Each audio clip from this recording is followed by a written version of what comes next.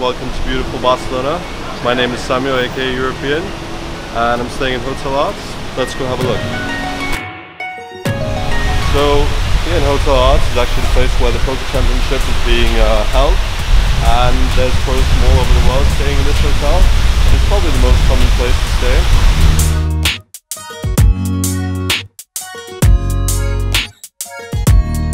So as you can see, the weather is absolutely fantastic. The day couldn't really be nicer. There's no clouds, and yeah, it's looking nice. Here's the beautiful pool area.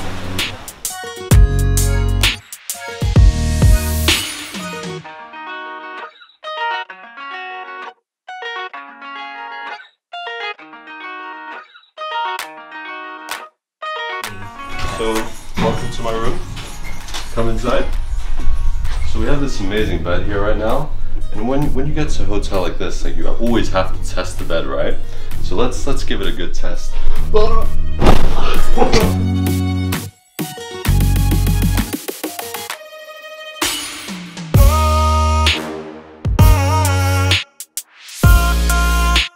Alright, so hi guys, this is going to be my first kind of introduction. Most of you guys probably know me. I'm Patrick, Pads 1161. I'm obviously one of the investors in the stable, me, Sam, and Tommy.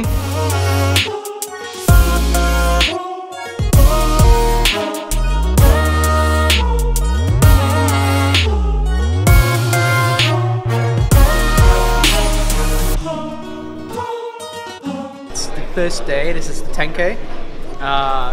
We're all still in. I have around about 90k. Tommy? I have 50. I have around 90k as well.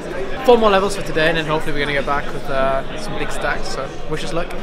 So we got here yesterday and we jumped straight into the 10k.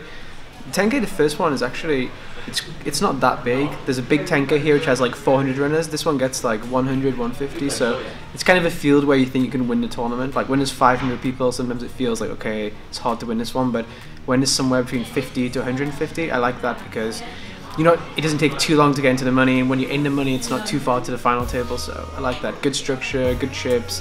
It's a good tournament, I think. Last year I came 12th or 10th in it, so I had quite good hopes coming into the tournament. My first table was really tough. I had probably one of the best players in the world, a guy called Linus Love on my left, and he was doing some pretty crazy stuff. Free betting a lot and check raise and like putting people into tough spots, which is what you're supposed to do. But a lot of people just don't want to pull the trigger. They're more timid or they play a bit softer.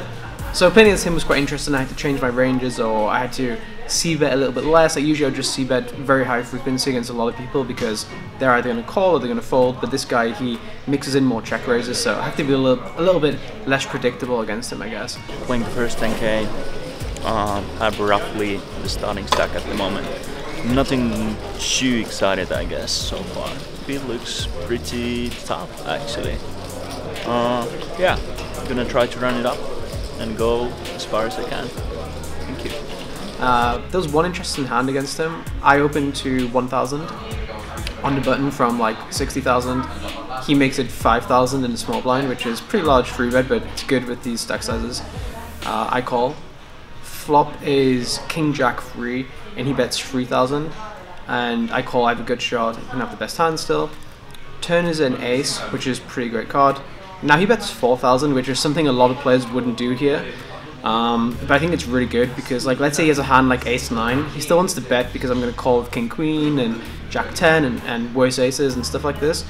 But when he checks, he's going to face a really large bet from me when I have like ace queen or when I have like king jack or a strong hand, so he kind of controls the size of the pot a little bit. So I decided to just call. I don't really think I should be raising too much in this situation. Most of my hands are going to just be calls, I guess. The river is a queen, so the board is king jack free, ace queen, and he checks. Now I have to think about if I want to value bet or if I want to check.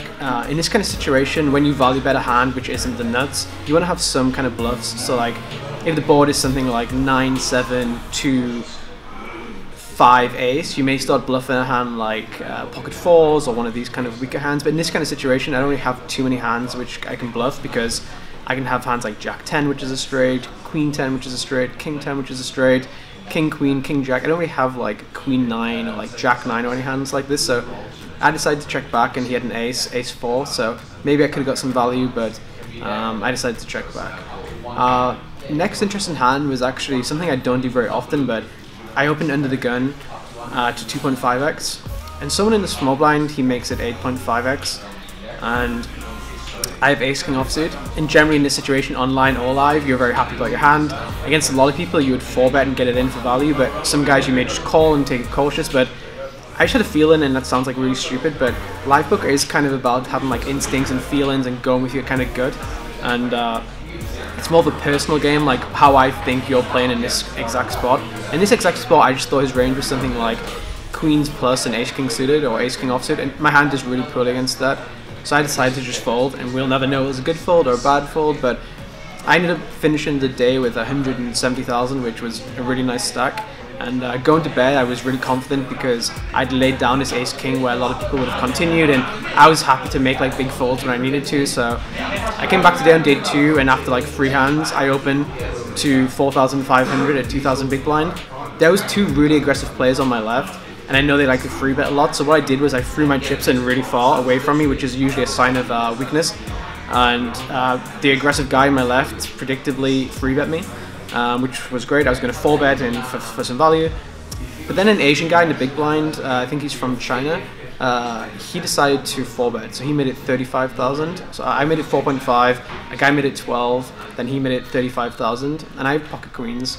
And it's a really kind of gross spot because I can't have a call-in range here because it's very awkward. There's a guy behind and whatever else. I'm not going to have the initiative, and I'm putting so much of my stack in.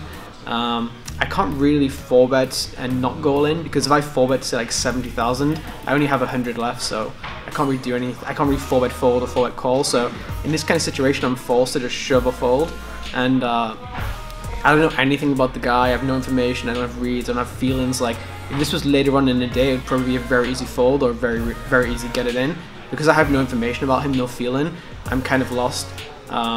So I kind of went, and I could see in his eyes kind of that he didn't want me to go all in. I think he maybe wanted me to call, or I'm not sure. I felt like he wasn't like super nutted, and his mannerisms were it wasn't like he had aces or kings, I don't think. So I decided to go for this hand this time, so I shoved for 170,000, and he's like, oh, and he starts tanking, so that's great for me because he never has kings or aces now. He either has jacks or tens or ace king. And I kind of saw from his mannerisms that he definitely had ace king, so I was trying to talk him out of calling me because obviously I don't want ace king to flip with me right now. It's actually pretty good for me because the guy who 3-bet folded, it's likely he has an ace in his hand, you know, like ace 5 suited, ace 2 suited, ace queen offsuit, these kind of hands. So against ace king, I'm actually in pretty great shape. Well, not great shape, but I'm in pretty good shape. You know, I'm going to probably be like 60% or doing okay. So if he calls, it's not the end of the world, but I'd still rather have a fold and add this like 50k to my stack. If we do go all in and he calls, we're going to have like a chip lead pot at this point, so it's going to be a really kind of big pot. So if he does call, it's not the end of the world. I can play a huge pot, and if I win the pot, I'm going to be chip leader of the tournament, be in a really good position to get into the money. We're not too far off. So eventually he used all his time banks, and then he decided to call with ace king offsuit, and unfortunately he hit an ace, and I lost the pot, but it's fine. I won the last 3 tournaments I played, so being like bitter or like sad about losing a flip is kind of a stupid thing to do, so I feel fine about it. I played really good yesterday. Today I didn't really get to play much, but it's kind of unfortunate there's no tournaments for the next few days. The next tournament I'll play will be the 50k, which is obviously a huge tournament. $50,000 is the second biggest tournament I've ever played. I played 100k in Vegas this summer, but 50,000 euros is a really big buy-in, so I'm excited for that. I'm going to spend the next 2 days preparing, going to spas, massages, studying, eating well, doing some coaching. It's nice all the guys are here, and hopefully we're going to get some deep runs, so keep watching and hopefully we're going to have some sweats. So this is a pretty interesting hand from the 10k tournament that I managed to cash in. The hand is against Juha Helpi. So Juha's been pretty active at the table. He's been playing pretty loosely, and he opens from MP to 2.2x. I call in the cutoff with ace jack offsuit, and the big blind calls as well. And the flop comes ace king 3 with 2 clubs, the ace and the king being clubs, and I have ace jack with the jack of clubs. It checks to Juha on the flop, and he really quickly decides to go for a 40% bet, so 6k into 15. I obviously have a very clear call on the flop. I don't think there's any reason to really raise or do anything else, so I go for the call. The big blind folds and we go to the turn. The turn is the 8 of spades, and Juha pretty quickly goes for another bet, and this time he goes for a bigger bet, so he bets 18 into 27. And on the turn here, like, I'm not loving life. I'm not like super happy or anything, but I still have a pretty easy call. He can still have, you know, some flush draws. He can have just some broadways that he's barreling with, and potentially you could have like a worse ace as well. So pretty easy call, and the river is the 5 of clubs completing the flush, or the flush draw that was on the flop. And Juha is taking a little bit more time here, so on the flop and the turn he was very quick with his decisions, but here on the river he is actually going a little bit into the tank, and he puts out 23k eventually into 63, and I have somewhat of a decision here because, like, my hand is a pretty good bluff catcher, but then again, like, what is Juha bluffing with in this spot three-way? Like, he would have had to bet the flop, bet the turn, and bet the river with something like, you know, potentially a hand like Queen 10 or Jack 10 or this type of hand. And I think Juha is just not the type of guy who's triple barreling in this spot very lightly. So I expect him to generally have a pretty good hand. And given the sizing that he chose, 23 and 63, it feels to me like his range is somewhat capped. Like, I think if he had a flush, he would go for way bigger sizing because he's not blocking ace-x. And he would want to charge my ace-x and you know, put me in somewhat of a tough spot with all my bluff catches. So I think generally, like, he's capped a hand like ace-queen, ace-king, maybe even a set, but generally, like, I don't think he ever has a flush in this spot. So I think it's a pretty nice spot to go for raise and, you know, put him to the test. But this time I just decided to fold. And after the hand, he actually told me that he happens to have ace-queen in the hand, so I think my assumptions were generally pretty good. And obviously, like, there was a bit of a sizing tell that I was able to read into there, so I think I played the hand pretty well, but I think a raise on the river would definitely have been maybe even a better option in that spot. So it's week 2 here in Barcelona, and I've played in one tournament, which was the 10k high roller. I actually managed to go pretty deep in it. I came 18th for about 20,000, and it was pretty interesting to come back to playing live poker. Like, the last time I played was in Prague, so last December. I was a little bit nervous, I must admit, and making some, you know, probably making some live mistakes and stuff like that. But after like 20-25 minutes of playing a few hands, I was feeling like really comfortable and feeling natural about playing again, so it was okay. And there was also something very horrific that was going on here in Barcelona, which I want to talk about a little bit. And it was the terrorist attack that happened in Las Ramblas. I was actually playing at the time, and it was really difficult to actually focus on playing the tournament. Like, I was thinking, like, you know, I'm here playing cards while other people are running for their lives pretty much. So it was very difficult to kind of focus on the game and be excited about playing when in the same city that's happening something so terrible. And obviously that's been really hard to deal with, and I even thought about flying home and just, you know, not staying here in Barcelona. So it was pretty horrific for everyone who was here, and obviously, like, the victims and the victims' families and stuff. It's even way terrible for them, and I can only think how bad it can feel. But then there was also another attack in Finland, in the place where I live. Like, I think it was a day later or 2 days later, which was pretty shocking because it just happened here in Barcelona, and then so quickly afterwards it's happening in my hometown in Finland. So I was really thinking about just going back and you know, leaving the tournaments and just not finishing Barcelona. But then I thought, like, what the terrorists or what they would want me to do, and they would want me to just give up and go back. So I decided that I'm going to stay here, I'm going to fight, I'm going to play the main and not be scared of something happening, and just move on with life.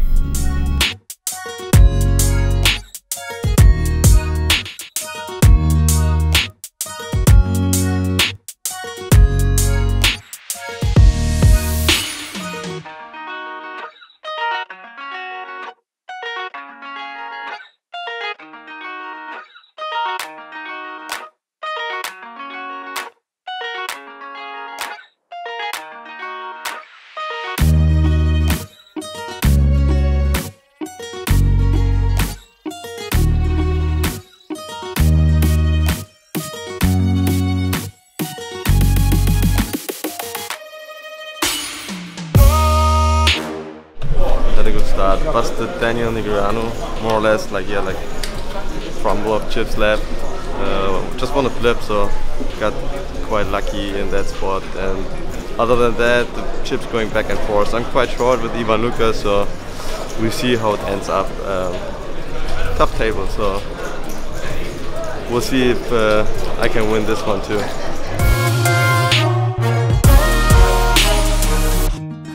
Guys, time to wrap it up.